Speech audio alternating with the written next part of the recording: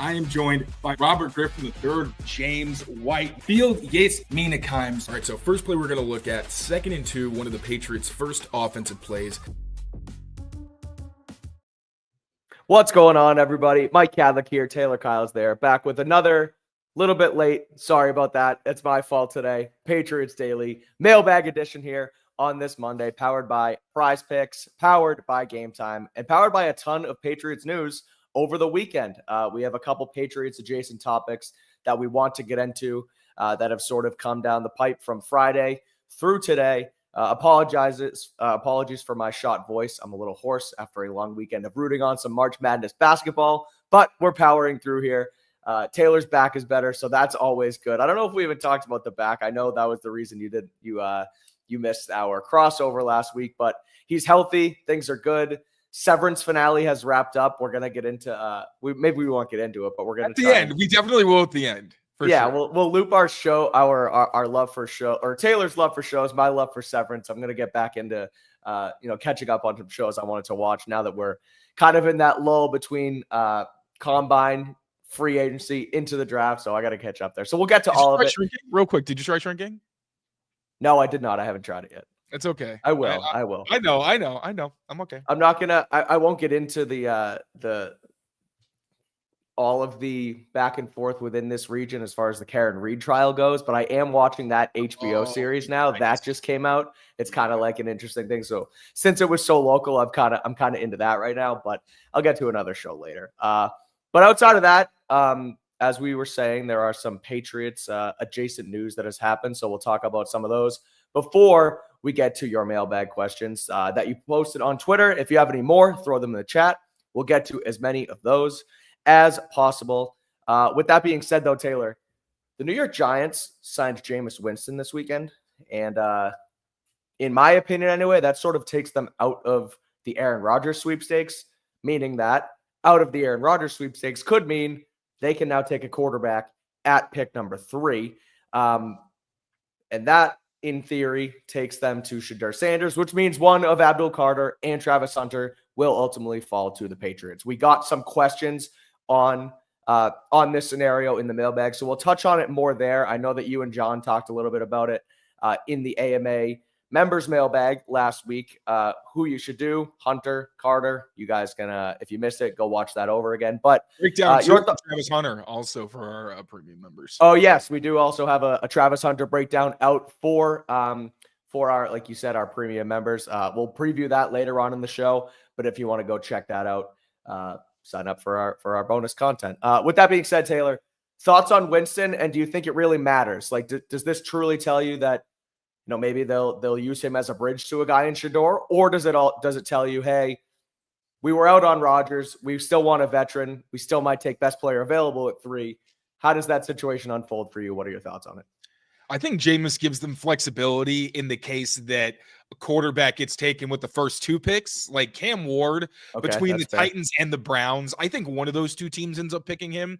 I think he's one of those guys with the kind of talent where he's not going to make it, to that 3rd pick most likely. Then it's really just going to be, okay, is Shedeur Sanders really a top 5 pick talent? Is he a first round talent? I know Albert Breer went on one of the radio stations and was talking about how like Shedeur can be picked anywhere. No one really knows.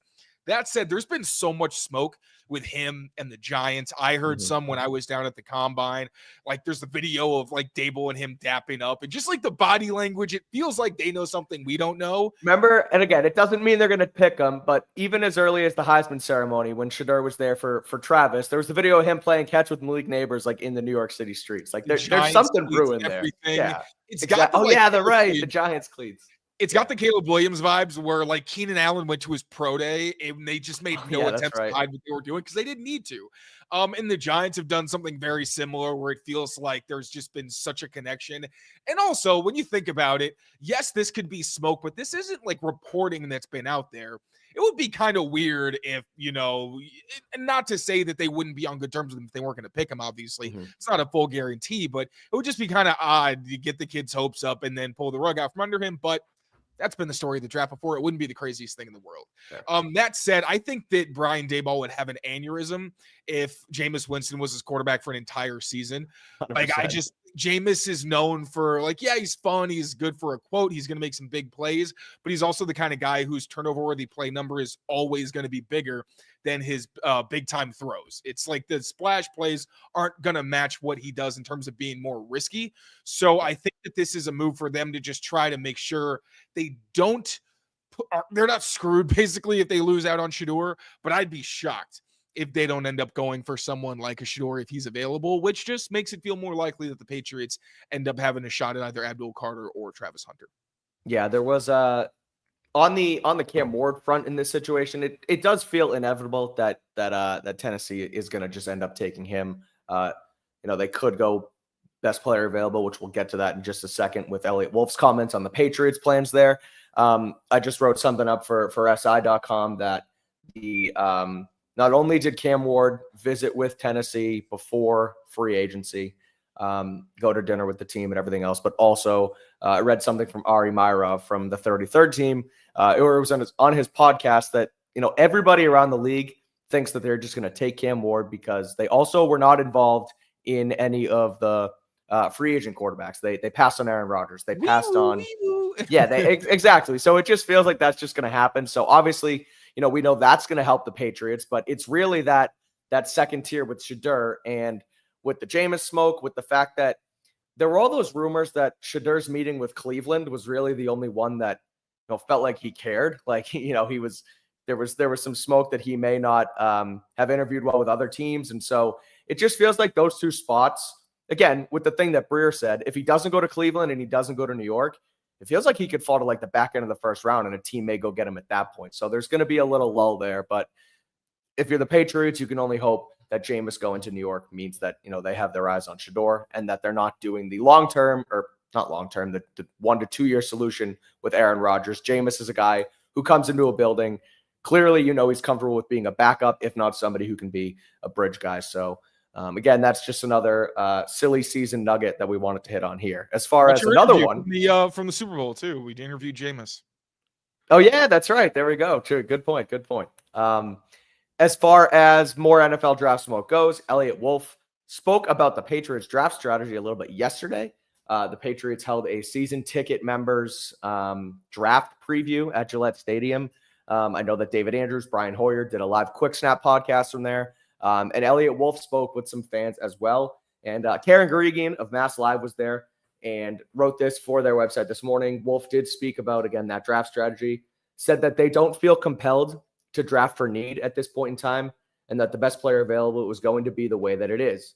Maybe we went for a little bit too much, or maybe we went for need a little bit too much last year. Obviously, that culminated in us drafting Drake May, so it wasn't all bad. But just moving forward, it's taking the best player and understanding that we've filled a lot of needs already in free agency. So there's a question about this in the mailbag as well that I want to loop back into it as far as best player versus trading back, etc. But yes, they had to draft for need last year at quarterback. We know that. And Drake May really was probably still the best player available at number 3 anyway, because that was just a loaded top of the draft with quarterback. But I guess what's your view on this? And do you think even last year, like, was Jalen Polk at 37 just drafting strictly for need? It kind of feels that way, but I also feel like that's sort of where we expected him to go anyway. So it's kind of a funky thing that people go back and forth with best player available, versus actually just trying to jump for a guy. But your thoughts on Wolf's comments, and do you think that really changes anything as we look at, this Will Campbell conundrum too at the top of the draft? I think you could definitely argue that Jalen Polk was a reach. Now, sometimes teams just really like a guy. It depends on where they had him relative to other players on their board. But I do think that it felt like there was an element to that with the Polk pick and with the Caden Wallace pick. Now, that said, I think the Patriots are still in a similar position. I don't think wide receiver is an absolute necessity. I think you really should address it within your first couple of picks.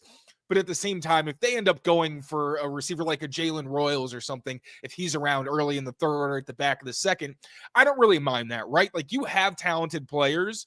Once you get past the like Emeka Ibuka, Ted McMillan, Luther Burden, there's not a ton of guys that you're going to slot in and immediately be like, you are going to start and have a massive role. Other guys, it's more like, you'd like to see them be starting caliber players, but you'd probably project them more into like a role player who, you give them like piecemeal, and then see what they can take on down the road.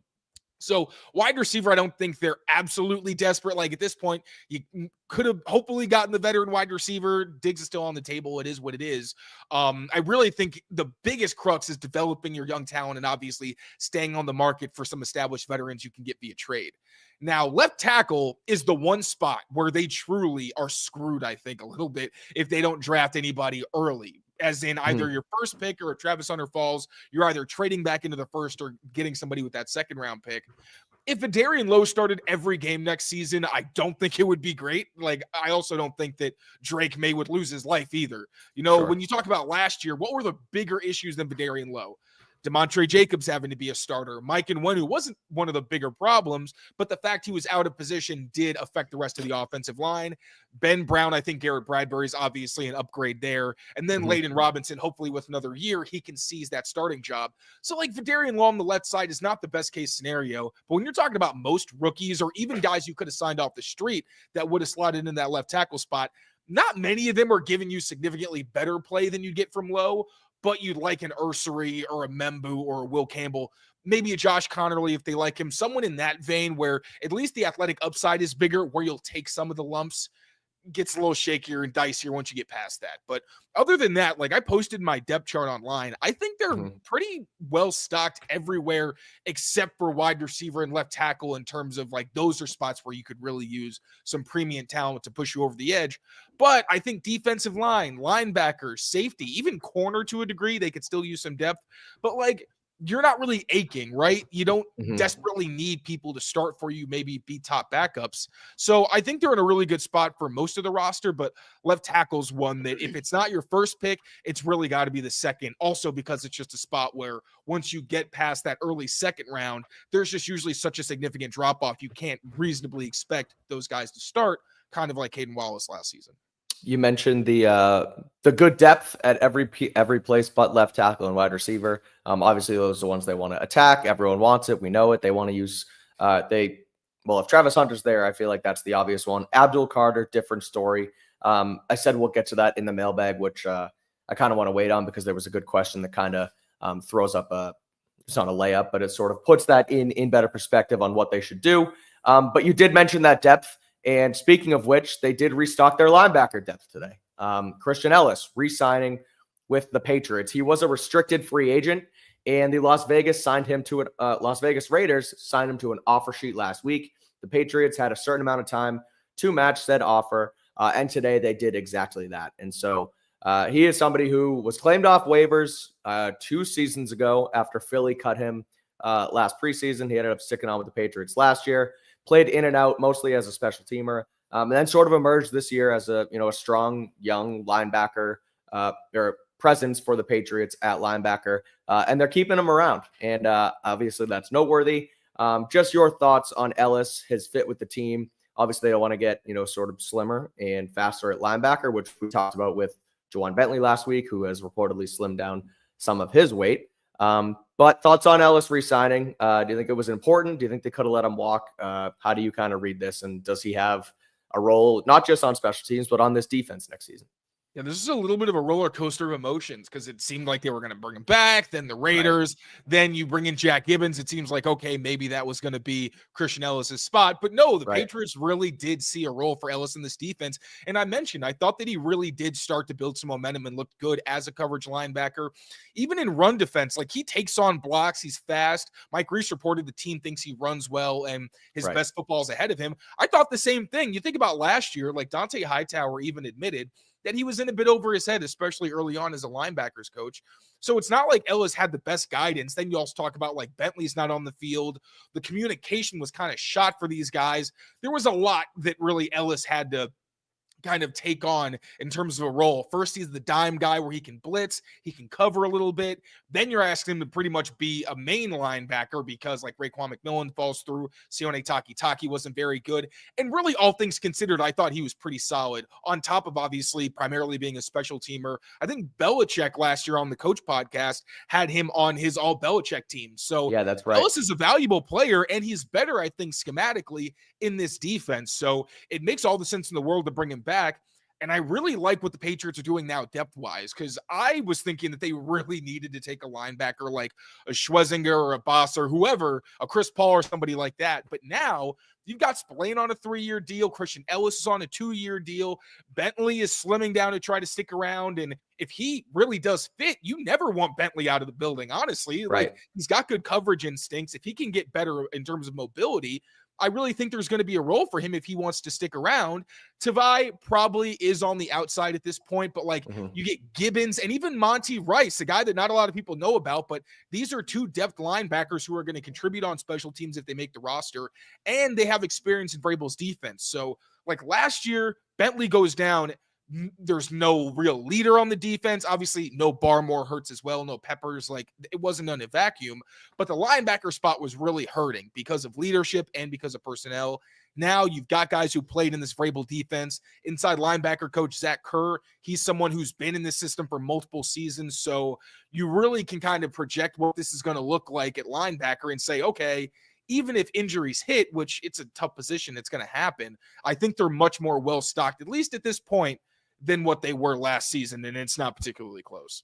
Yeah, for sure. I like it. Again, I think it's one where I don't think the numbers, and again, I keep coming back to the numbers where we've talked about it on the show, like the salary cap's the salary cap. They have boatloads of space, and Christian Elliss isn't somebody who's commanding a ton of money, but just with the fit as far as in the system, plus the Gibbons signing, plus really the Spillane signing, and what we heard from Giardi about Joanne Bentley, it kind of felt like they were set with the room, but the money hasn't come out on it. But if it's right, somebody who is a rising player who adds value on special teams and can play some linebacker for you as well, I think it's a slam dunk signing, especially given his fit in a system like this. So also, I really like quick, it. Now that I think about it, I'm sorry. With the Titans, it felt like Vrabel didn't have great luck in terms of injury. Like David Long had the hamstring injury.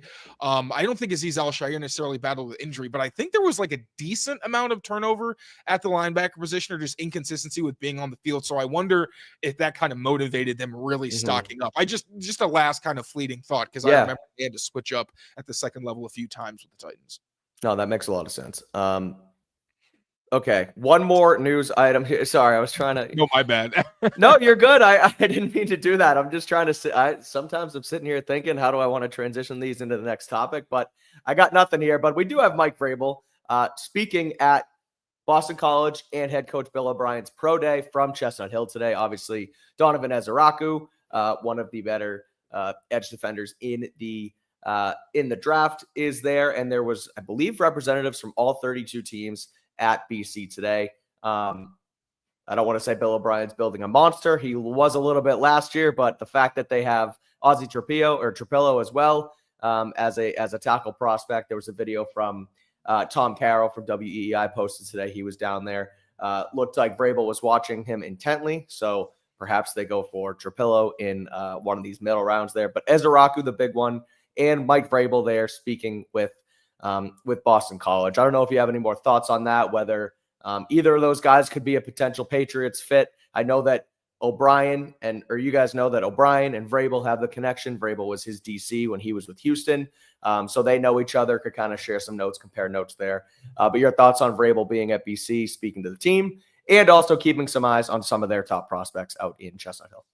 Yeah, so Trapillo and Kendall both are guys whose dads actually went to BC, which is really funny. Right, so both guys with some roots, not just at the college, but obviously somewhat in the city, because I feel like if you play in Boston at any point, you're kind of, ingrained in the city's history. But I know that Trapillo is one guy that I keep mocking to the Patriots because they still need an answer at right tackle. I think they do like Caden Wallace, but that's not a guarantee. You could still use depth at offensive tackle. Like, if they double dip, I really don't care. If you have like 3 young guys that you like, and then maybe you move on from lower, want to develop guys, and Morgan Moses is kind of the North Star in that room, then I'm fine with that.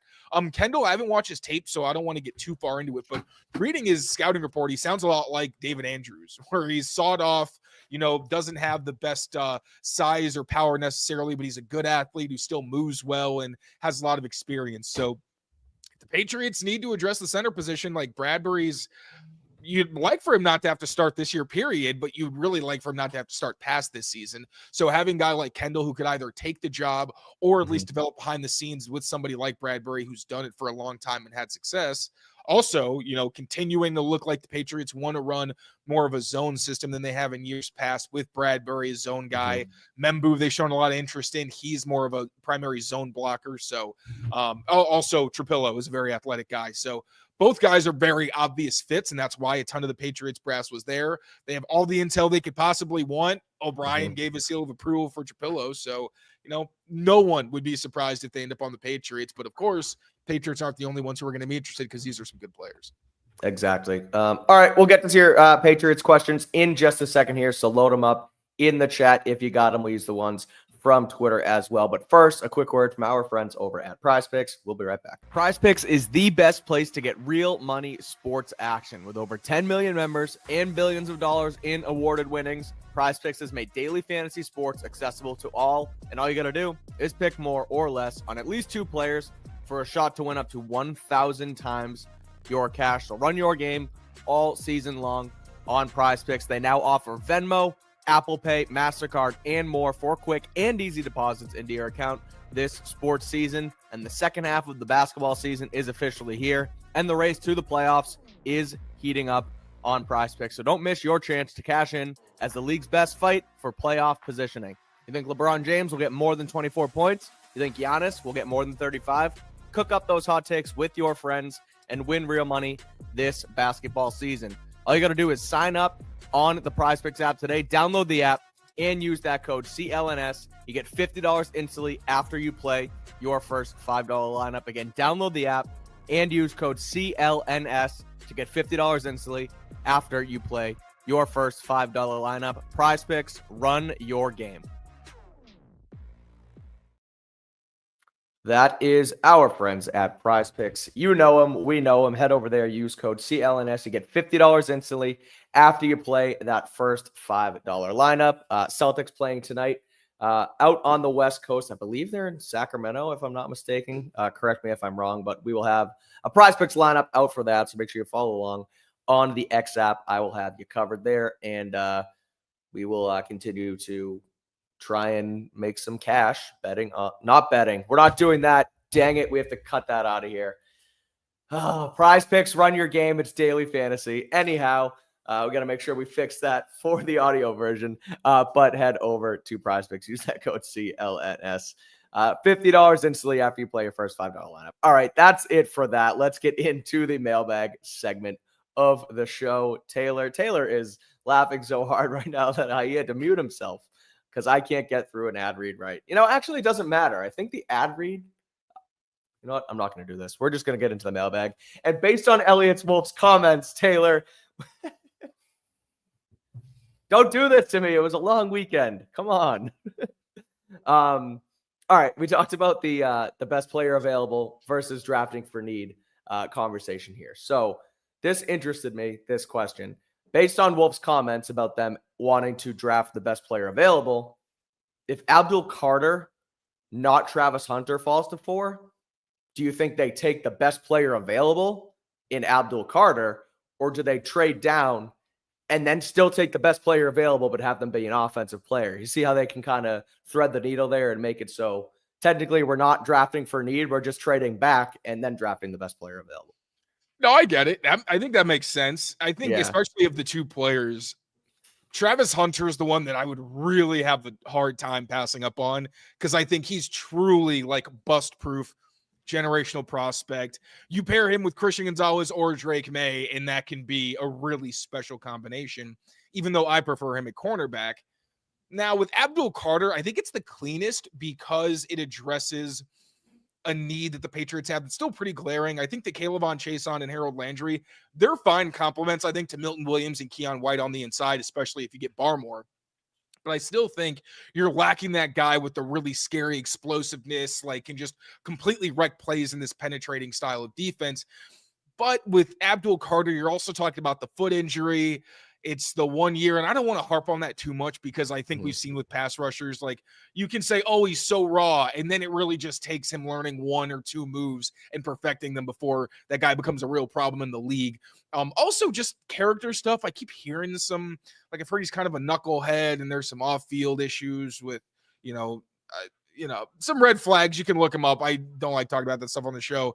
But things where I don't think it's quite as safe. I think position-wise, it makes a little more sense because Travis Hunter, it's like he's play receiver, corner. Maybe there's a little more, not confusion, but you can speculate a little bit more. With Carter, it's like, yeah, he's your situational pass rusher until he becomes more well-rounded. You're set. Now, for the trade down scenario, which, again, with Carter, I'd be much more open to, I'm still fine with it. Like, I think you can get a good tackle, whether it's Membu or Campbell. There's no one really that they can get at one of their glaring positions of need after a trade down where I feel like you're going to be disappointed.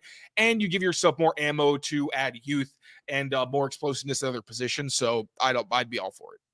Yeah, I would do it. You have to take him. No, you have to take him. You can't sit here, look back in 3 years and have Abdul Carter turn into Micah Parsons or Micah Parsons light. And again, it's a different situation, but I look at it as edge defender, Penn State, a little bit of off the field issues that ultimately don't really end up mattering. And I just think you can't look back and regret not having Abdul Carter. So if it's not Carter or Hunter and the best player available thing is Will Campbell on your board or somebody like that, I feel like that's different than passing up on these generational talents. So I think you can't afford to trade back and regret it.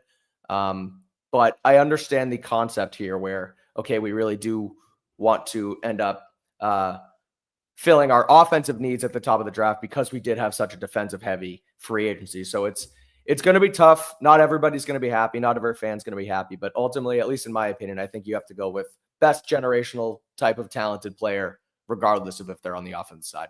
Unless you get a trove. Like if you get multiple That's firsts, also true. Right. And if it's like, oh, I can get Travis Hunter or Abdul Carter, but somebody offers you enough picks to get like a quality tackle, receiver, and corner or something like that, you can't really say no, right? Like I there's know. a possible choice to say, hey, if I can address all those and still have a ton of other picks, that's where you start actually being like, all right, we got to sit down and talk about this. Well, we also have this question, which is exactly that. What would it take to get you to move off of 4? Right. And what percentage do you give the team of trading it out? So, like, if it is Hunter Carter there, and I heard Alex talking about this with Cerrone on his Sunday kickoff show this weekend and kind of what it would take to move off. And if it's one of those 2 guys, Alex mentioned like they're a pick swap, trade down to wherever, and then a first next year, and then something else. And I would only move off of it if you're getting that first round pick again next year. I feel like that's the only way you can do this. I'm not doing it for anything less than that. I know Barth mentioned a second as well. I don't know if you're going to get that, but if it's for Hunter or Carter, you might as well. And I think that that's kind of what you have to dangle out there. I don't think you can afford to get much less, but I guess as things stand right now, Taylor, what are your thoughts? Well, first of all, I think you kind of agreed with that's what it would take, at least a future first and then some. But percentage-wise, do you think it's actually, like, in your opinion, in your mind right now, do you think there's a real chance they'd trade out, or do you think they're just going to stick and pick? I think they're very open-minded. I don't think that because, again, it's the only position where you would lock yourself in and say, like, I don't really care, I'm taking it, is quarterback. The next closest is left tackle, but as much as I like Membu, as much as I like Will Campbell, regardless of where you think he's going to be, I don't think they're perfect prospects. So there's definitely some area where I'm like, yeah, if you miss out on them, it's not the worst thing in the world. And Travis Hunter is the caliber of player where he kind of does come with almost a quarterback tax, where, yeah, you can bend a team over the barrel and be like, no, I'm not moving off of this until you give me another first and, another top 50 pick or something like that. So that's what it would take for me, for sure, is another future first. And then I would really, really be hesitant if it was anything less than that future first and a second round pick. Because I want to say, like, how badly do you want him? He's a truly generational prospect. You don't have to take him, but we will. And we'll take him. Exactly. Like, it's enough that you can really try. I think you can pry more out of a team than you would if Carter and Hunter are gone. And then a team says, I want Will Campbell or I want Mason Graham. They don't have the kind of staying power where a team is going to be like, all right, I'm not comfortable with it, but halfway happy. I want the player. No one else is in that kind of category. I'm so bummed out. Again, it was nice to see Joe Milton do Joe Milton things. And there's a question about Joe Milton that we'll talk about later. But think about how much better it would be right now if they just had the number 1 pick. And we could talk about, hey, do you want to take your generational player? Do you want to trade out with a Cam Ward needy team? And there would actually be like more tangible things that, oh no, we have the ability to take Carter or Hunter or trade out, where now we're kind of just waiting for the board to fall. And obviously that's where the fun of draft season comes, and you kind of make up all these scenarios in your head. But to be able to have been sitting at number 1 and be like, oh no, we can just take Travis Hunter if we want to, that would have been, quite the luxury here. Move on. No, you can't move on. You gotta live in the past. No, I'm just kidding. But I'm gonna mute this pod.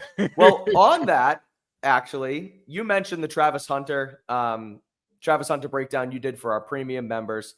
So right now we're going to give you a quick preview of that. It's roughly a 2-minute clip on some of the work Taylor did over the weekend for this Travis Hunter. It is available now, full length, for our premium members, but you guys get a sneak preview right now. And if you like it, I highly suggest signing up for our premium content. We're doing a ton over there throughout this offseason. But without further ado, here's a quick preview of that video. Take a look.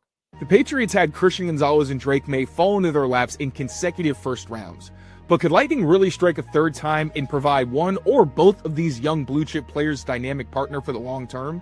Today, I'm breaking down cornerback / wide receiver Travis Hunter, whether or not he should be a lock for the Patriots if he falls to the 4th overall pick, and where exactly he should spend most of his time if he ultimately lands up in New England. Hunter played a nearly even split of corner and receiver during his junior year at Colorado, totaling 776 snaps on defense and 753 snaps on offense, according to PFF. Hunter ranked top 5 among FBS prospects in this draft with 96 receptions, 1,258 receiving yards, and 15 receiving touchdowns in 2024. Hunter excelled on vertical routes like goes and posts, where he adjusted to errant throws and was unaffected by contact or traffic. His 14 deep catches and 6 touchdowns were top 3 among FBS prospects, and he didn't record a single drop on targets of 20 or more air yards. Hunter also showed excellent ball tracking and downright arrogant hands, and both were on display on this highlight against Cincinnati.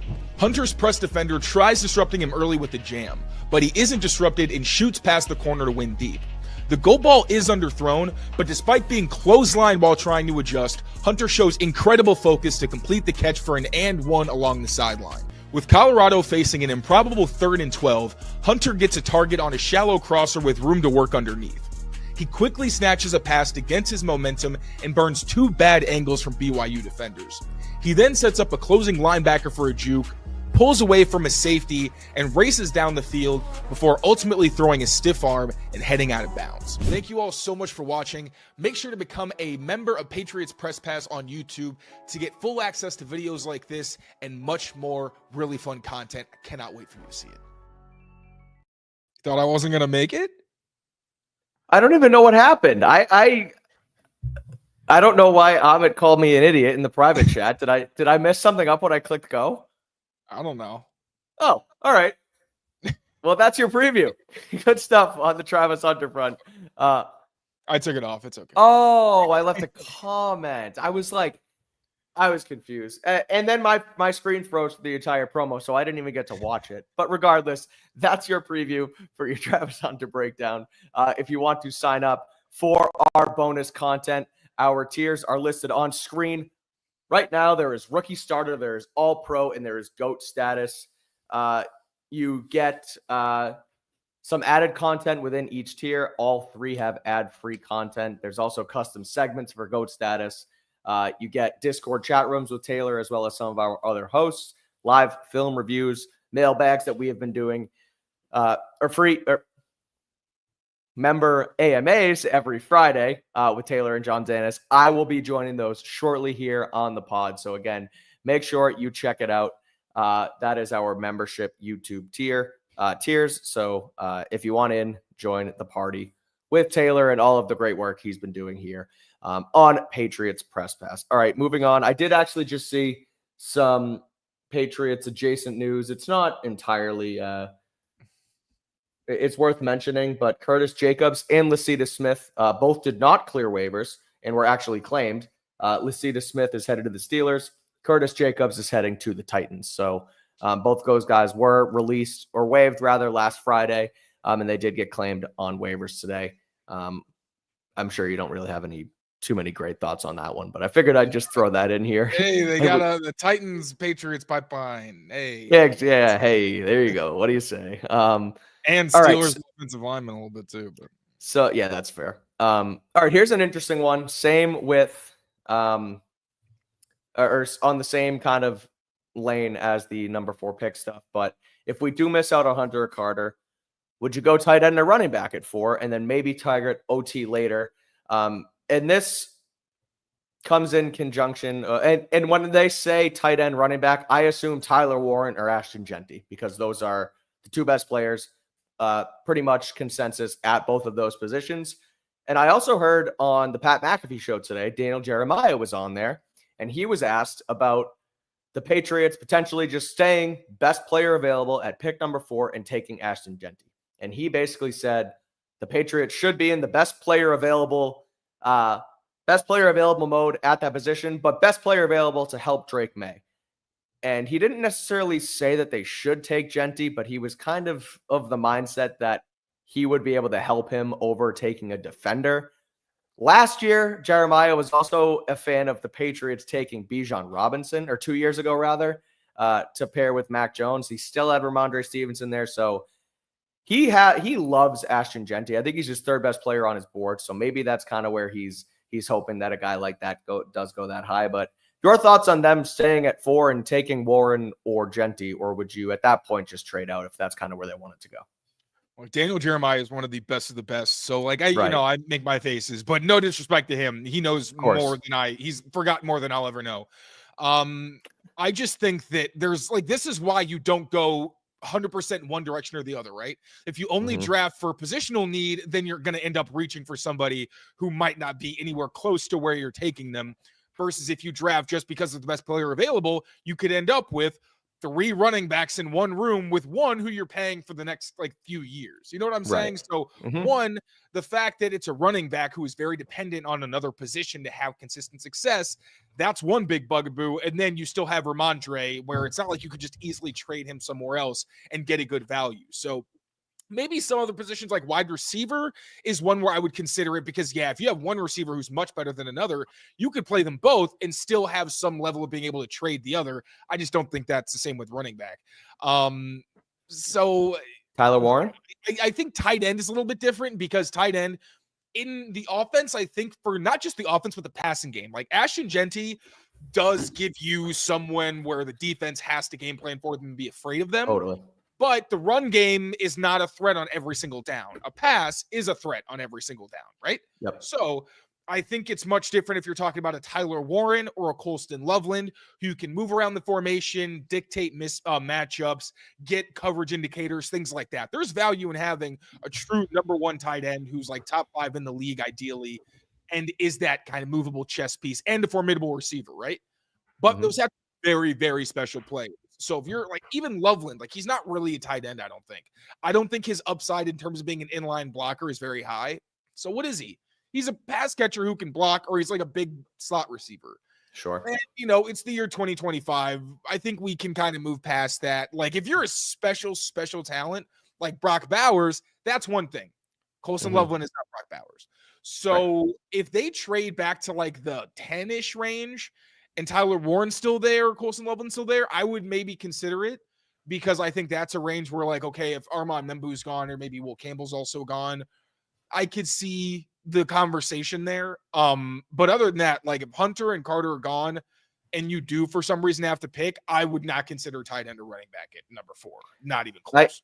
I agree. I think they're both great players. I think they're at least tight ends a relative need on this team, because the nature of the position is Henry and Hooper are good, but I think they're at least Hunter's age 30, and I think Austin Hooper's getting close to it. So they're at the back half of their career. So I think you'll need to address it at some point, whether that's in the first round. I don't know, but I think it's trade back and target one of those guys instead of just picking them at number 4. Another important thing to remember is when you draft someone like a running back or a tight end with a top 10 pick, they automatically become one of the highest paid players at their positions. That's very important to remember as well. And that's one thing that I know, like last year, Brock Bowers is someone I kept wanting to mock, and I got the argument. I really did like him. But also I kind of fell victim to some of the bullying of like, oh no, but positional value, all that. But like, again, he's different where he's really incredible. Right. Like he is a special talent where I don't really mind. And Genty is too, but even still, like that's at least something else to consider for the Patriots, right? Like if they didn't have a running back at all, I would maybe think about it. Like if I felt better about the offensive line, I would maybe consider it. But like you already have Ramondre Stevenson, and he's not bad enough for you to go and get a guy like Genty. And again, that's just another element where like, do you want to make Colson Loveland one of the highest paid tight ends in football? Right. Yeah. Like I think there's probably better value in the second or third round. Right. I would make Colson Loveland one of the highest paid tight ends in football after 2 years of high quality production in the league. But off the bat, they have to do it after 3 seasons. Yeah, that's true. 3, but no, not right off the bat. And I think too with running back, like my opinion has been, I've stayed pretty firm on this for the last like really 5 to 10 years, is that you don't need a premium running back at the position to like win a Super Bowl. Now Saquon Barkley changed that this season, but they certainly help. They certainly help, especially when your roster is freaking loaded like the Eagles is. And so like people throw that back in your face. Like, well, Saquon just won it. It's like, have you seen the Eagles roster? So look, I like Genty. I think he's going to be great. I just think there's more important pieces that you need to fill on this team, and running back isn't one of them at number 4. If it's later, like see what 2018 happens. Patriots, even like the Sony year, right? Like Sony carried them at points throughout that playoff run. But like in the Super Bowl, was Sony the reason they won? No, it was Tom Brady. It was Gronk. It was, McDaniels cooking up the empty package. Like running backs are super valuable, but when the game is on the line, again, like I said earlier, a pass is always on the table. Runs are not. And usually if you're a team with Drake May at quarterback, are you putting the ball in Ramondre Stevenson's hands in a critical situation? No, you're putting it in Drake May's. It's all these different kind of things to take into account. Exactly. All right, we'll get back to draft in a few, but let's go to free agency here. Stefon Diggs was in town. He has since left. Eliot Wolf mentioned yesterday as well that they'll stay in touch with him, but there's no deal yet. So kind of tells me that maybe not that they weren't happy with the physical, but that, both sides aren't where they are yet to make it official. So we'll see what happens there. But do you think it's more likely that they go and sign Diggs, or that, they make a bigger splash? This one's kind of a simple yes or no question, or one or the other question. Do they sign Diggs, or do they trade for Ayuk? What's more likely right now? Straightforward, much more likely they get Diggs. I agree. Giving up anything but money, and in the NFL, that's fine. Like they have too much money, that's okay. But I'll at least acknowledge that the Ayuk thing, I mean, at the end of the day, Ayuk just comes down to one, how does the leg look? Because it's not pretty. Like it's just serious damage, and you need to make sure that he clear. But that's both these guys, right? Apparently, Diggs is ahead of schedule. I don't trust agents, so I don't really care what they say. But he did look like he was doing pretty well. So to Kendrick Bourne, again, we have to take these things with a grain of salt. So I would, if both of these guys are healthy, it seems more like Stefon Diggs would seriously consider New England because he actually came for a visit. We know Ayuk, basically the Patriots took themselves out of the running because he did want to entertain the idea of coming here. Now, Jacoby Brissett was still the quarterback. Drake May was still improving, all that. But I just don't have any interest in Ayuk if the Niners are just like, well, we don't want him anymore, and the Patriots are going to pay a lot. And I don't think the Patriots are in that game either. And maybe that's part of the reason that like we started hearing about it, but nothing actually came to fruition. I don't want to stoke that at all, but maybe that's part of it, because I don't know that Ayuk has changed his mind about New England.